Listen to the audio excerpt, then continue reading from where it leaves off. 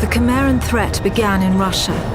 The origin of the virus is unknown, but its effects were devastating and swift. In the 1930s, reports of biological experiments began leaking out of Russia. Then reports of villages destroyed overnight. Then entire cities. We feared the Russians had developed a weapon of unparalleled power. The truth was far worse.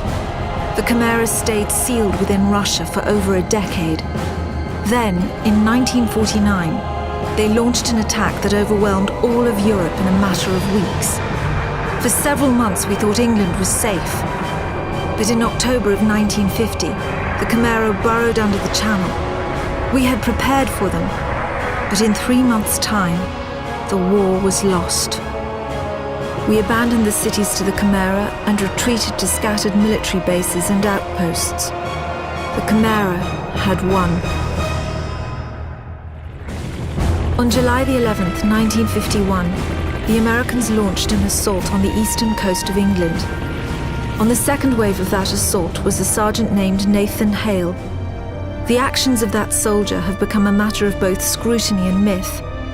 What follows are the known events of his life from July 11th to July the 14th, the day he was last seen.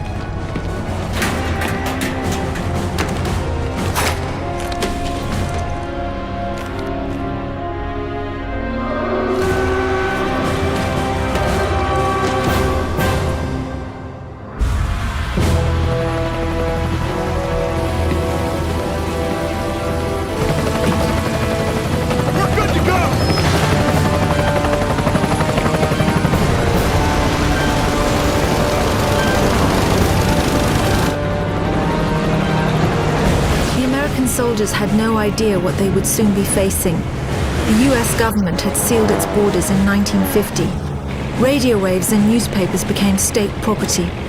Only the highest levels of their government knew the truth. The operation was an exchange. The Americans were bringing supplies and tanks into York. We were giving them our one secret weapon, something we could offer that they couldn't build themselves. I was the commander of the convoy team that was to meet the US soldiers. We were ambushed in Manchester on the way to the rendezvous. There was no way to warn the Americans. They were on their own in York, fighting an enemy they knew nothing about. We never learnt exactly what happened there. All we know is that Nathan Hale was the sole survivor. Go! Go! Go!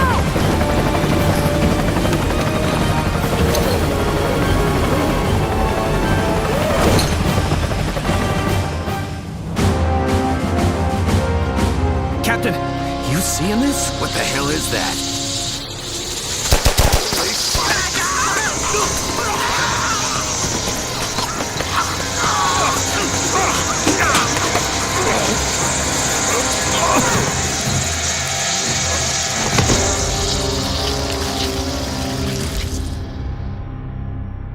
No one knows exactly how Hale was infected by the Cimmerian virus. Our only clue is a journal entry recovered from the body of a US medic. It says that he encountered a number of comatose soldiers in a dry creek bed. One of the soldiers, a sergeant, suddenly woke up. Unlike the other soldiers, his body had no wounds at all. The sergeant refused any kind of medical examination, insisting on catching up to the rest of the company. If that sergeant was in fact Nathan Hale, then he remains the only known person to wake up after being infected. Whether the Cimmerian virus mutated within him, or whether his body had an innate resistance to it, remains a mystery. The Americans regrouped at an abandoned bus depot in southeast York. Under the command of a Captain Winters, they staged a daring tactical offensive. The Chimera had begun to close in on their position. If the Americans could secure the site, they would have a perfect landing zone, and the battle would tip in their favor. Well fought. We might just hold this little piece of heaven. Tabazzini, bring those tanks in here and scrape out a landing zone. Sir! Incoming!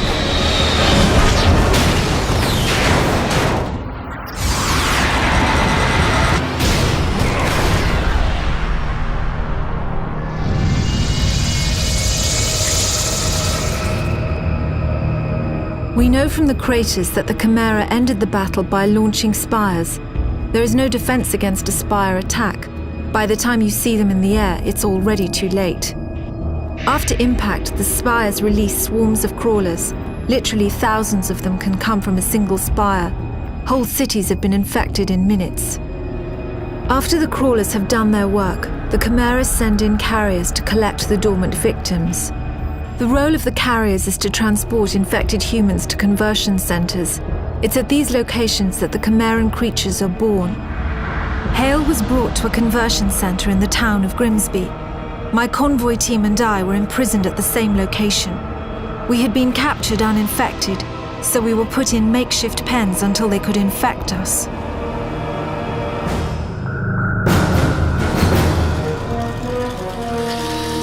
Oi, mate! Over here! Over here! Help us! Get us the hell out of here! Hey! Over here! The console! Shoot the console! Bloody hell! Thanks for that. I'm Parker. Hey, Sergeant Hale, 1st Rangers. An American. We thought the Chimera stopped all of you in York. Chimera? Those creatures. Oh, you jammed it.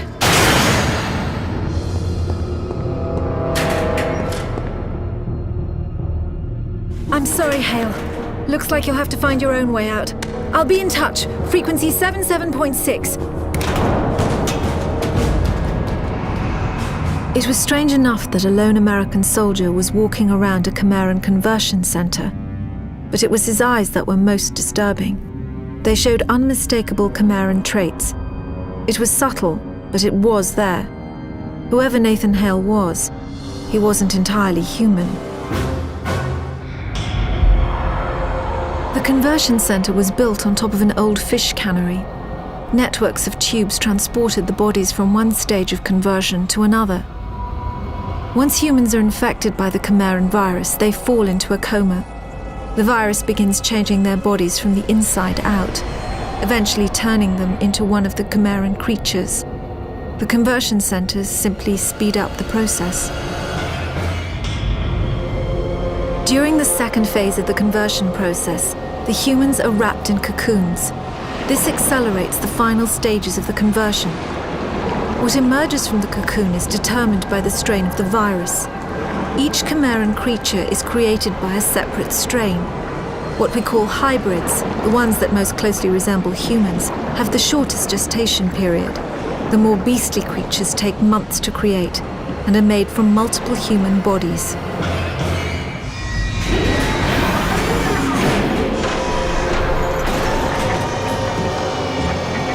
The final stage of the Chimeran conversion process is known as the birthing chamber. The cocoons are opened and new Chimera are born. In the case of hybrids, a cooling apparatus is fused into their bodies. The Chimeran metabolism is roughly 12 times that of humans. This results in remarkable healing abilities, but also raises their body temperatures significantly. Without the cooling apparatus, the hybrids would overheat and die. I was able to make it to the surface and summon a rescue. Flying into the Chimeran territory was always dangerous, but we had to risk it. Hale made it out shortly after. I looked for any further signs of conversion. Fever, nervous movement, paranoia. There was nothing. Just the gold-colored eyes. We flew directly to Manchester. Soldiers had been trying to recover the convoy ever since my squad was ambushed. They knew what was in it. They knew it was our last hope for defeating the Chimera. I wanted to take Hale back to Northern Command for debriefing. Maybe he could sense I was suspicious of him. He joined the Manchester squad before I could say a word. The convoy was stranded on the west side of Manchester. The site was guarded by stalkers, so the only route in was on foot. A radio message from Hale's squad said they were entering Manchester Cathedral. The cathedral was a field hospital during the war. It was abandoned in a hurry and still had some supplies and ammunition. Unfortunately, it was also a breeding ground for some of the lower forms of Chimera.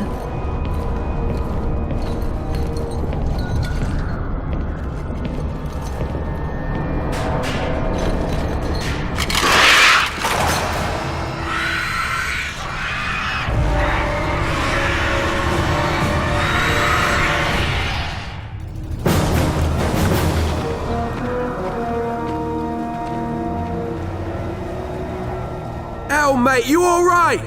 Get in here! Captain Mitchell's squad had located the convoy. Unfortunately, Stalker sightings in the area made immediate recovery impossible. The Stalker is one of the Chimera's most feared weapons. They move quickly and fire anti-aircraft missiles with deadly accuracy. The technology used in the Stalker remains one of the most intriguing and frustrating mysteries of the Chimera. Mitchell had been fighting a losing battle most of the morning, holding out until reinforcements arrived. Meanwhile, the Chimera kept coming. To everyone on the ground, it seemed the convoy was all but lost. Mitchell to command. Site secure. All stalkers down. You've got your convoy. How about getting us a sodding medic? Parker here. We're inbound, Captain. 4 minutes out.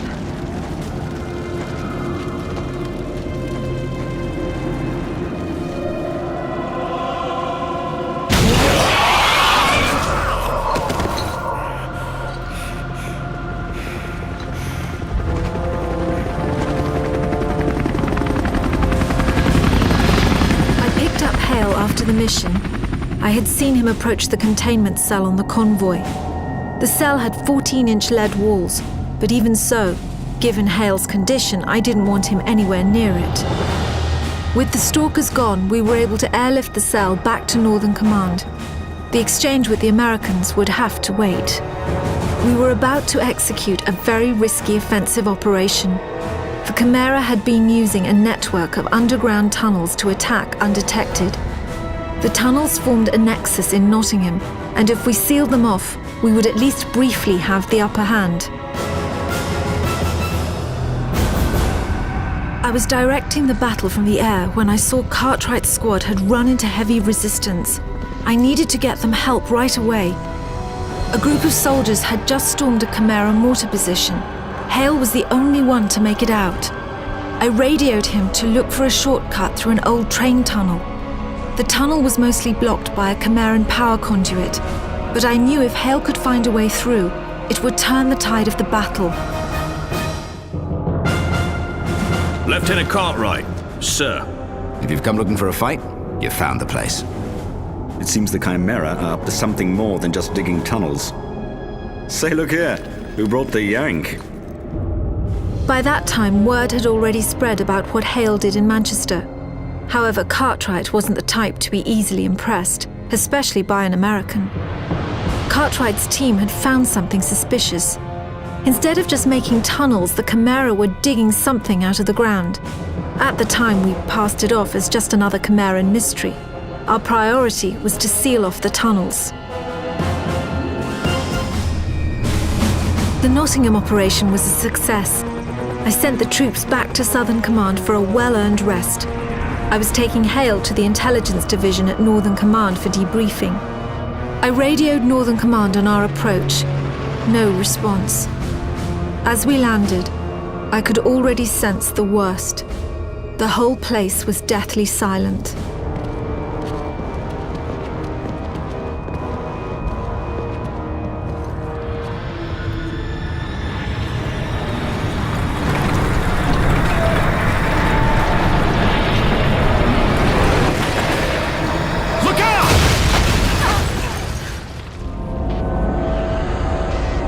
Been trying to radio Hale since the cave-in.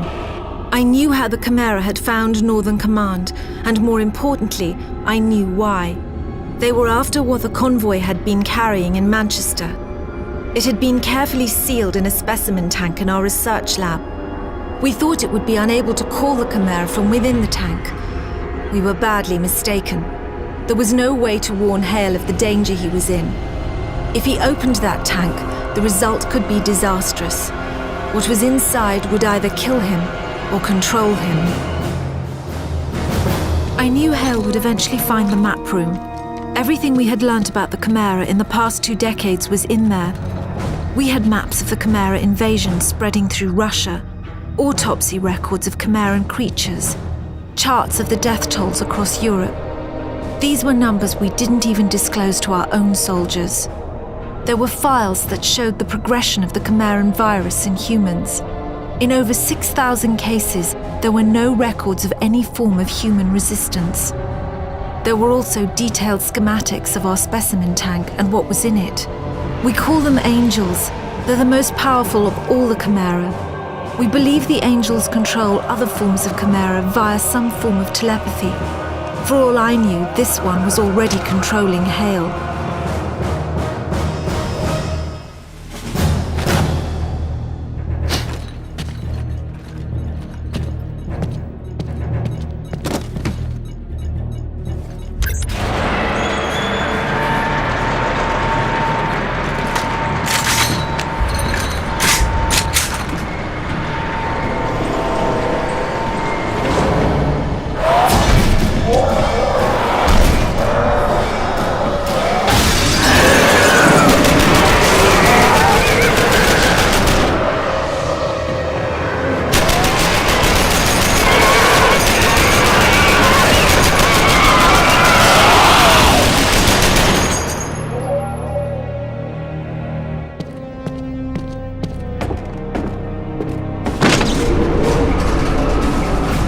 I'd almost given up hope of him surviving when I saw Hale coming up in the lift.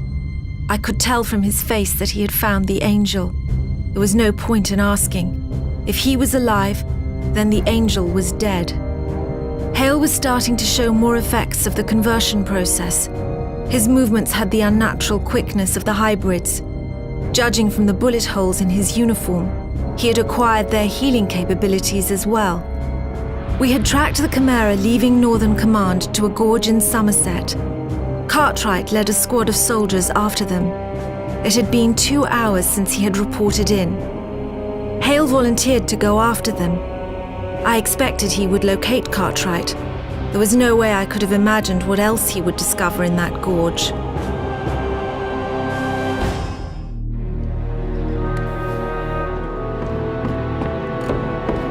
Come on, we gotta move. Give it a moment. Cartwright was the best soldier in my command. Nothing got past him. He must have known Hale was infected when they first met in Nottingham.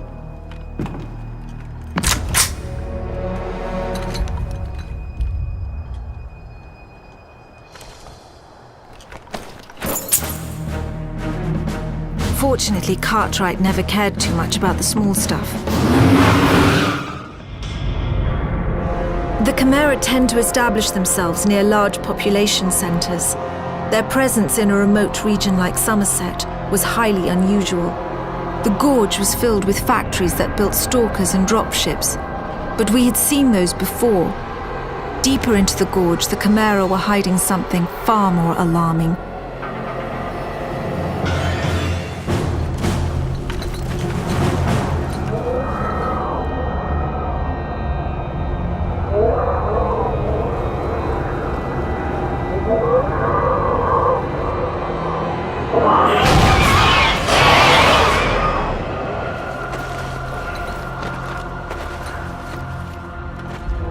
Are you all right? Yeah, fine.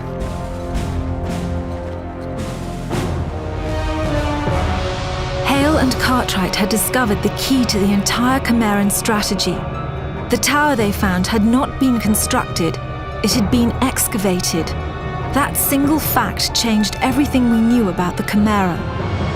Leaving Somerset, they must have noticed the power conduits radiating from the tower behind them. We believe this discovery is what inspired Hale's fateful actions later that day. The drive to Southern Command would have taken at least an hour, time enough for the Chimera to launch a strike force.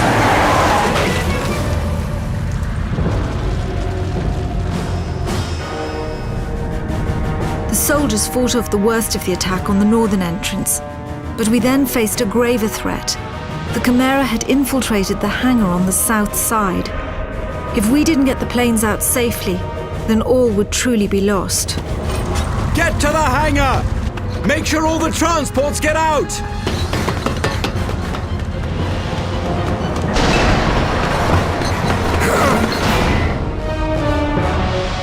The soldiers were finally able to fight off the Chimera in the hangar. We ferried the survivors up to a rendezvous point in Cardiff, 20 miles west.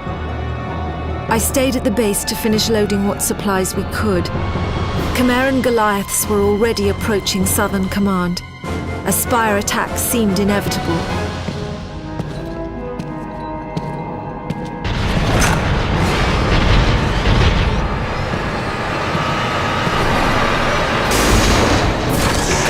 Get in here. We've got scores to settle.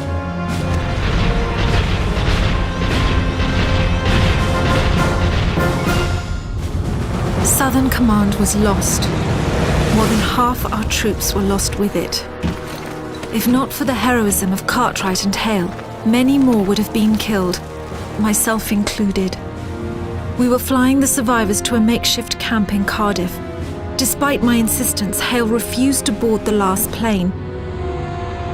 The last time I saw Hale, he was looking over a map Cartwright had given him. I learnt later that it detailed the known paths of the power conduits. The conduits only run above ground for a short distance before burrowing deep into the Chimeran tunnels. Entering those tunnels is nothing short of suicide. Nevertheless, I believe that is exactly what Hale did.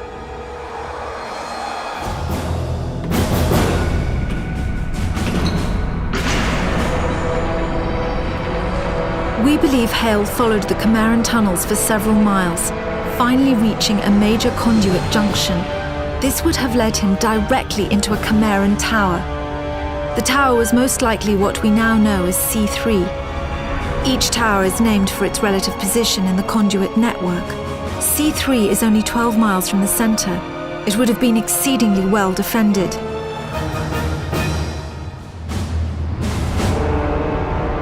We had been at Cardiff for several hours when I received a radio message from Hale. He told me he was in London, and he asked if snow was normal for July. He described a tower in the middle of London, one far bigger than that which they had found in Somerset, and with power conduits emerging in all directions. He said, "If we destroy the tower, we destroy the Chimera." For all I knew, Hale was completely mad. And even if what he was saying was true, we had no idea how to destroy the tower. But there was one new factor working in our favor. I had been able to contact the Americans, and they had joined forces with us in Cardiff. I decided to gamble that Hale was right. I convinced the Americans to help launch a full assault on the tower. We were bringing everything we had to London. I was counting on Hale to clear out a landing zone. If he couldn't take out the stalkers, the mission would be over before it began.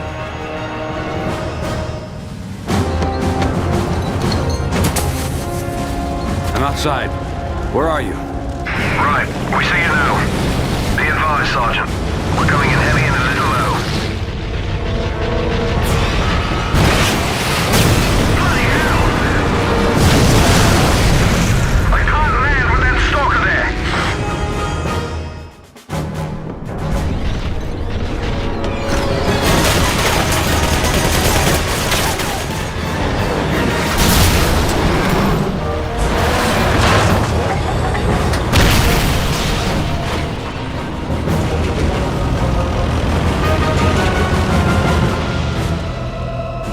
Forces arrived in London nearly unscathed.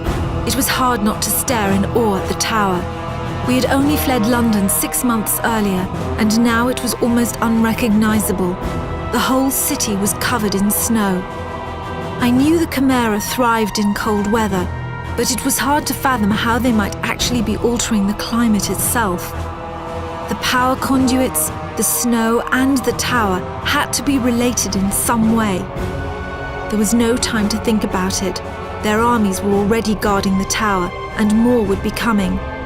We set the tanks up in assault formation and started across Tower Bridge. The last tanks were crossing the bridge when we saw Goliaths approaching from behind. We had to destroy the bridge before they caught up to our tanks. Hale and a few other soldiers took up defensive positions while the charges were being set.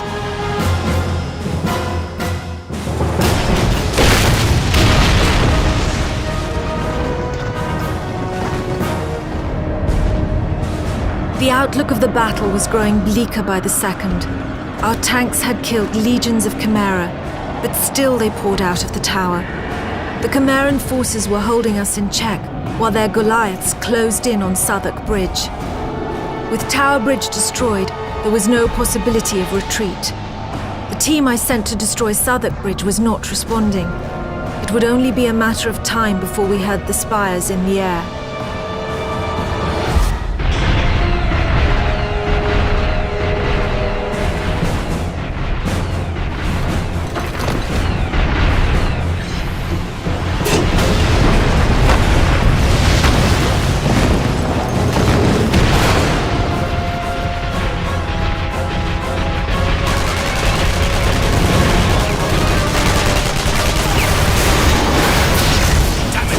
We could have used that. I know. I was only trying to disable it. Let's go. We have to catch that Goliath. Not bad shooting, I'd say. Considering I was hit and all. You go ahead. I'll cover this entrance.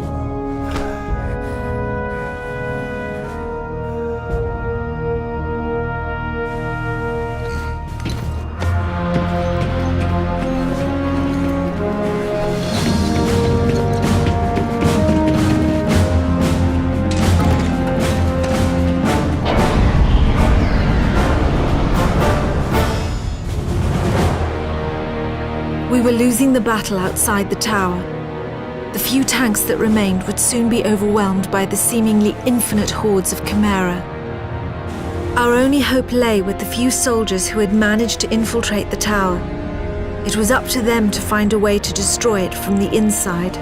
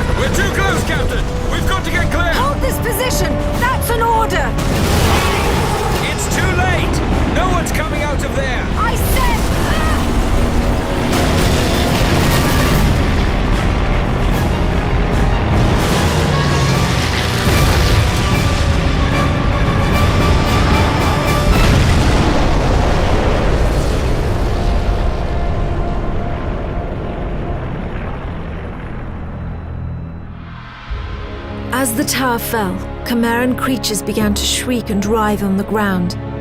They died within minutes. We believe they were simply unable to survive the loss of the angels. The significance of our victory in London wasn't understood for several days. The reactor meltdown caused a chain reaction that destroyed all the towers in the network. At least in Britain, the Chimera were defeated. We have investigated the ruins of 5 towers so far. As we attempt to reverse engineer the complex technologies we find, the mystery of the Chimera only deepens. With combat subsided, the soldiers have been searching the rural villages for survivors. So far, we found 921 hiding in bunkers and basements, 78 of them children. Cartwright's youngest daughter, Angela, was among them. As for Nathan Hale, his body was never recovered. He was presumably incinerated inside the tower. The American military lists him as killed in action, July the 14th, 1951. A part of me still believes he might have escaped somehow. I even thought I heard his voice on the radio just after the tower exploded. I'll never know for sure.